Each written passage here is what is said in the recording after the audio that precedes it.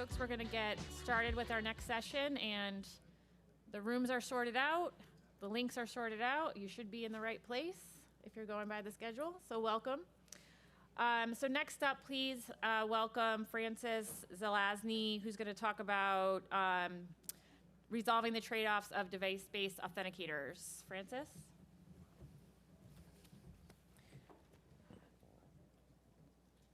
Thank you, everyone. Megan, do I need to stand like here for a specific reason? Is there like or can I? Your mic's right. Yeah, okay. Okay, I just didn't know if there was a camera. So thank you, everyone. I'm really excited to be here. For those who do not know me, I've been in the biometrics and identity space for the last 20 years. I kind of feel like I grew up in my career in this space, and I've been dealing with privacy issues all the way since January 2001, when there was an event called the Snooper Bowl, and it was the first instance of facial recognition in public arena. And so since then, I've been really at the forefront of all of these issues, and really excited to see all of the progress that we have with FIDO and how far we've come in terms of managing identity from the device standpoint. One of the most interesting things that I picked up in the last couple of days is really how much progress has been made in adopting FIDO, and kudos to the FIDO Alliance and to all of the wonderful organizations that have presented. And yet, repeatedly, we've all been here, we've heard the same thing. Repeatedly, we're hearing the same challenges over and over and over again. I put this slide together last night after hearing multiple presentations, and it just seems like, these are the emerging themes from the last few days. So we have open ecosystem, we need to accommodate many different devices, we need to accommodate web, we need to accommodate different types of mobile devices, tablets, laptops, hardware tokens, so on and so forth. Privacy, how do we resolve the privacy issues? Still a lingering concern, even as we think about FIDO and all of the benefits of that. The changing privacy regulatory landscape, different competing regulations perhaps, or definitions, resolving the way public sector views this versus private sector, small companies, big companies, so on and so forth. Major challenge, provisioning and deprovisioning, managing private keys and devices. Another one, which kept on coming up, how to link account registration, account access, account recovery. These are things that, just being around, things that, definitely have been on my mind. And, finally, passwords. Passwords are hard to get rid of. How many of you saw the Jimmy Fallon skit on the Microsoft passwordless authentication? You guys know what I'm talking about, right? So as long as the fallback to the passwordless authenticator is still some kind of a password or a key to getting your token or the one-time password, we still have enormous challenges to overcome. It's not so easy to just say passwordless authentication, and here we are. And I think that these themes reflect certain realities that we just really need to come to grips with. So number one is to get real security with no loopholes. Today, at least, there's enormous amount of friction and cost associated with that. And this is where enterprises, not only private sector, but consumers, enterprises, government agencies start to make trade-offs. Trade-offs between, the cost and real privacy and security, right? And as long as I mentioned before, and we all know this, as long as KBAs, PINs, and other passwords are a fallback, we really don't have security. So how do we move forward? The next reality is that we need to understand, and this is like the continued theme, is that this, what I call the circle of identity, is broken. So we need to understand how this really works in order to figure out how we are going to solve the problem. And this all relates to the title of the talk, how to get past device-based authenticators as a standalone. So what happens today? Today I want to open a bank account. I present my driver's license. I do an IDV. This all happens, digitally. The bank does whatever check they're going to do, and says, okay, open the account. Either here's your token or set up a username and password or whatever they do, and then I do that. Next, I show up with my device, my mobile phone, where I've basically self-enrolled and set up, my own Face ID, and some FIDO authenticators on the other side, grabbing that yes, no from my phone. But we actually don't know if the phone that I'm presenting is really me that just, registered for that account. So then what happens is a hacker calls and says, I got a new device. And they say, okay, no problem. What's your mother's maiden name? What's your password? What street did you grow up on? And so on and so forth. And then if you want to do verify like a high value or high risk transaction, the friction increases. And this is what happens day in and day out. And you see this on the back end so I spent before this, I spent 3.5 years at BioCatch. And we saw that, this is exactly the loophole that fraudsters are exploiting, this broken aspect. It's not the authentication, it's what happens afterwards, the account recovery, the step-ups and whatnot. This is the attack vector. So when I talk about the circle of identity being broken, it's this link not being in existence. And why are we in this position? Because we, as an industry, are stuck in old paradigms. This is my thesis. We think that there are two choices. Either you have centralized databases in the cloud where all of this information, all the biometrics and things like this are in the cloud, or you rely on the biometric that is on a device. This is our premise today, or up until now. And the reason that we are here is the reliance on having the template being in a holistic form.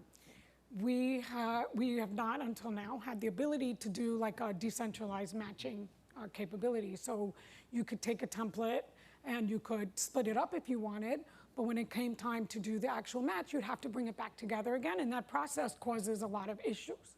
You lose integrity of the data, it takes too long. If you're going after blockchain, it's too expensive. There still remains a single point of failure, so you still don't really have the full privacy aspect. So this is, this really goes to the heart of, where we are. But we do see new frameworks that are emerging using different capabilities, which we'll explain in a second. And what these new frameworks are allowing us to do is to remove the reliance on having this template to be in a holistic manner. And so we can leverage other privacy aspects as we move forward. And what we're saying is that instead of having the template in one place, if we use multi-party computing and zero-knowledge proof principles, we can take biometric data and split it up over peer-to-peer networks, over different types of nodes, and do the matching in a decentralized way so that the biometric data never comes together again, even for matching. So you can eliminate the risk of a breach. You can still have all of the privacy aspects that we want without having all of the loopholes that we see today in the world of device-based authentication. And what this does, it says that the data actually doesn't sit anywhere. We can have the data sitting in a peer-to-peer network And I'm going to talk about in a minute how we actually can combine both device and the cloud. But let's just start with the cloud first, where we can enroll people, use the biometric, store it throughout this peer-to-peer network, and then leverage that peer-to-peer network in the cloud for the authentication down the line. What happens with this approach is that we're actually able, for the first time, to actually close, what I call close the circle of identity. So what we would do in this construct, we as an industry, is we would link the account registration to the actual authenticator, and then use that authentication mechanism for the account recovery and any step-ups or additional functions that you need to do. Once you have this construct too, you can also store non-biometric data in this way to leverage passwords, private keys, real secrets, and other things that you might need in the authentication process, but use the FIDO biometric process in order to retrieve it, and then you can link it into whatever existing application process you have. So you're not really, by having this construct, you're able to address a lot of the weaknesses and the challenges that we continue to see in the world of implementing FIDO. So let's talk about what this actually looks like from the benefit standpoint, what we get, and then let's talk about implementation, and then I'll open it up to questions. So what this does, principally, is it gives us four main benefits. One is it works across devices. We're not stuck now in managing specific devices. That doesn't mean we can't use them, but we're not stuck in the world of relying on specific devices alone in order to determine identity.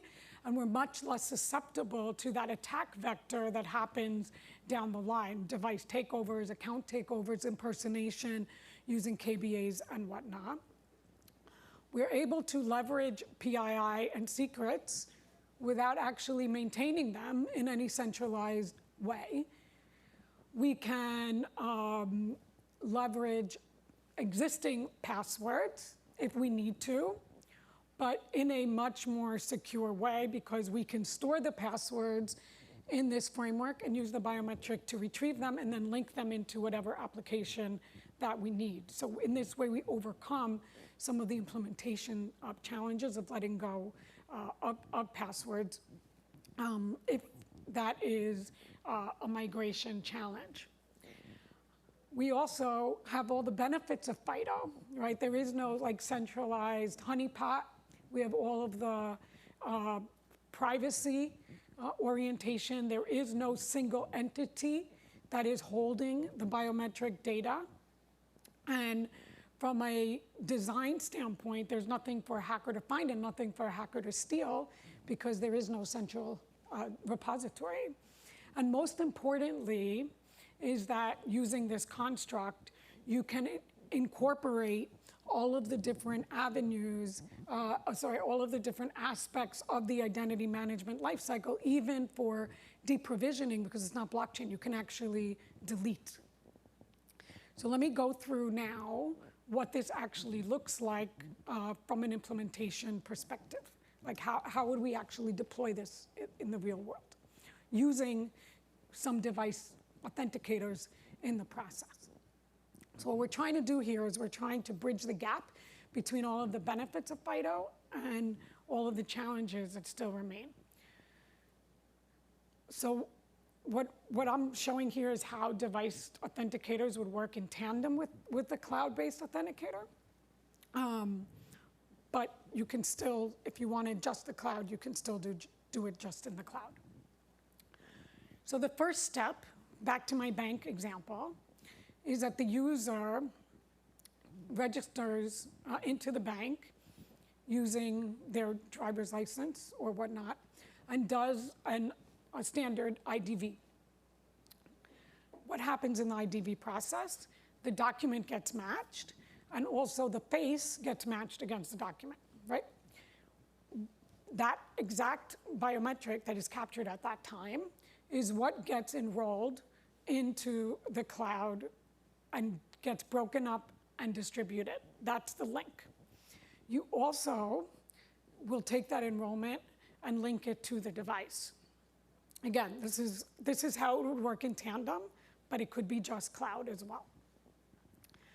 There's also the opportunity at that time to store, let's say, private keys or passwords or other real secrets to use as a backup. So all of this happens at the account registration process.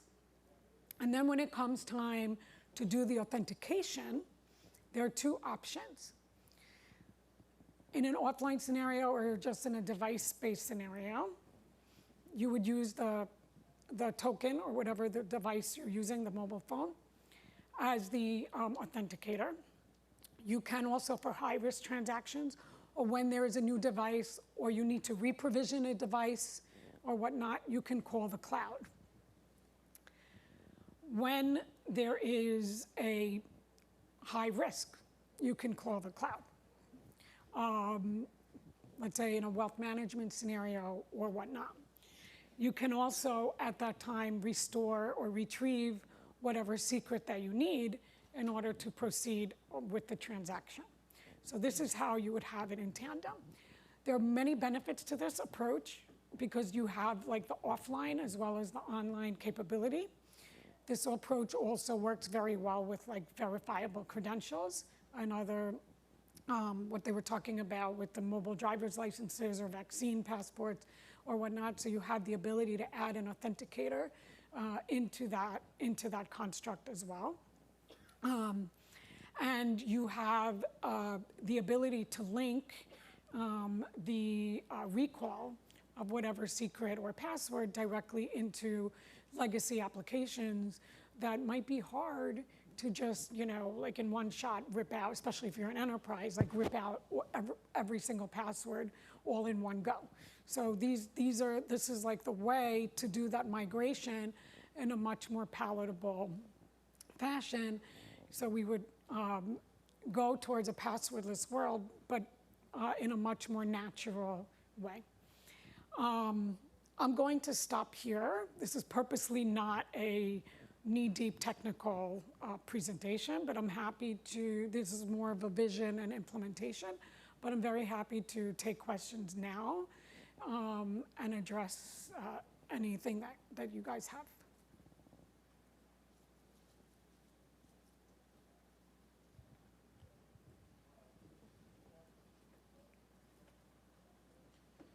So the Identity Verification and Binding Working Group is working on, they've been working on identity verification, but the binding is coming along. You may want to look into that because they're trying to essentially define what it means to essentially attach metadata to what the verification process was. So when you attach basically take the metadata from the verification and attach it to the authenticator so somebody can make a risk decision on it going forward. Just something for you to look into. So one of the problems I have with cloud-based biometric, assuming that you can never steal the stuff from the cloud, is the user experience and training users to just walk up and give their face, whatever, biometric to some arbitrary system that's not necessarily, they don't know anything about it, which is great experience if you can pull it off. So, and if what you're talking about goes forward, then how do you deal with the man-in-the-middle attacks? And basically you're training a large population to just give up their face all over the place. And how do they know that it's a legitimate device that's collecting their information, even if the back end's totally secured? So part of it's the man-in-the-middle attack, part of it's replay attacks, things like that. Just what's your thoughts on that? So there was many questions within there. So let me, so with regards to, let me parse out. So first of all, with regards to users handing over their face and putting it everywhere, when you are doing the identity verification process, you are in fact already doing that presentation. The privacy construct here is that data, all that personal data is actually not sitting in any central location anymore. and is broken up. So from the user experience standpoint, it's very natural. We're not adding another step and asking them to do something else. This is already part of the account registration process. So that's number one. Number two, in terms of man-in-the-middle attacks, there are different types of attacks. The way, if we want to drill down a little lower with technically, and in any case, any authentication process requires a liveness check. So that happens on the device, and the template would be broken up on the device. So nothing is ever leaving in a holistic form and being transported in any holistic form. There are different fraud detection mechanisms that would be layered into this. You would have to have different malware detection mechanisms. You would have to have different device detection mechanisms to make sure that the device itself hasn't been compromised. And this is really the same for any authentication response. So you want to make sure that the transmission is not compromised. And this actually gets, there are many, many different ways that a fraudster can, even with the regular FIDO, if they wanted, to compromise. So because we're just getting the yes, no. So it's very, very, we would have to discuss like every single type of attack vector from the device standpoint and from the cloud standpoint in order to assess where specific gaps remain. But there's definitely, you have to include fraud detection mechanisms, regardless of whether it's just a device authenticator or if it's a cloud authenticator. But the whole idea is that nothing, regardless, is leaving in a holistic form.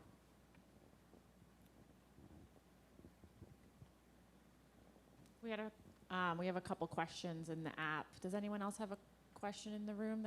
Yes, please go ahead. Hi, thanks for the talk.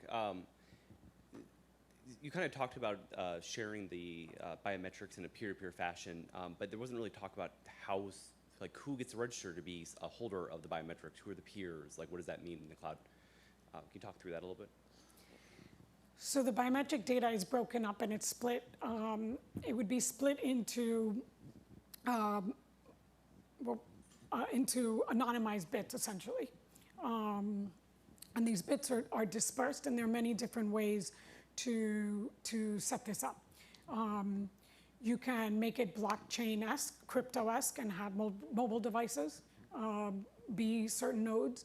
You can have different hosts. You can have virtual nodes. So there are many, many different ways to actually set it up. But at the end of the day, the user, the consumer, the person is really in charge of when and how their identity is used. So you're not taking that away from the user. This is really about the storage mechanism and allowing for the authentication across different applications. But it actually does not, this construct does not diminish the user owning or managing their personal data. Thank you. Just give me one moment. So there was just a specific question about how the scenario, how you prevent phishing attacks. How preventing phishing attacks? Yeah. So that's a great question. So a lot of the phishing attacks are going after stealing credentials and managing credentials, and this essentially is getting rid of that because you are using the person's biometric. So I can give you my credentials, I can give you my password. Even if there was, so today a lot of the phishing or malware links are stealing credentials in order to impersonate the person and grant access. But if now you're really only relying on the person's biometric, you actually close, that's another gap that you actually close. Thank you. We have a few other questions. Let me just, Can you talk about the recovery process? How that would work in this scenario? So recovery process happens in a lot of different ways. So the account recovery could be, so let's just use an example, because there's different account recovery mechanisms. But the example is that I get a new device and I want to have access to my account from that device without having to go through major hoops. Because we're relying on cloud-based biometrics now, still decentralized but still in the cloud, I can authenticate myself against the cloud and then provision my new device. So that would be one example. There are many other examples, but generally this is the whole idea. So you can provision new devices, you can validate identity, you can leverage multiple biometrics in this construct as well, all at the same time. So it's not just reliant on one modality. All right, thank you. I think we have time for one more. Let me see. There's actually, I'll share these with you after because there's a bunch in here. This looks like a really interesting solution to break apart the fingerprint and store it across the P2P network. Given the P2P nature, is it possible to guarantee the data will be available at any time? So in terms of data being available at any time, MPCs are very scalable. So there's a lot of redundancy and resiliency built into these systems. It's not that the data is broken up, let's say, into 20 pieces, and it's only those 20 pieces that exist. There's duplication. And also, this is biometric, so it's really consensus based as long as you have,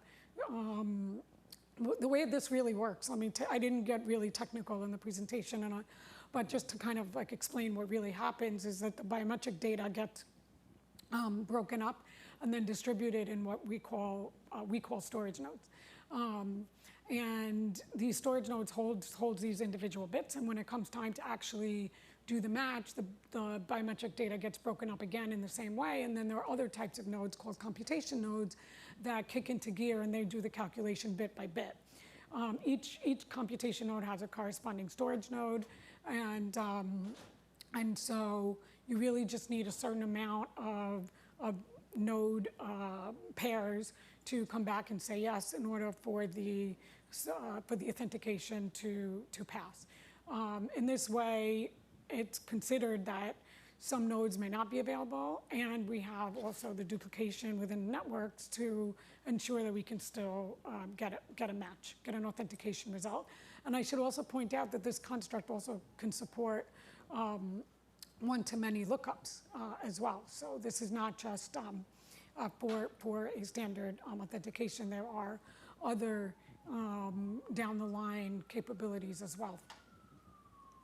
Thank you. And then just one last question is, at this point, this is a proposed framework, but is it available in any capacity at this point?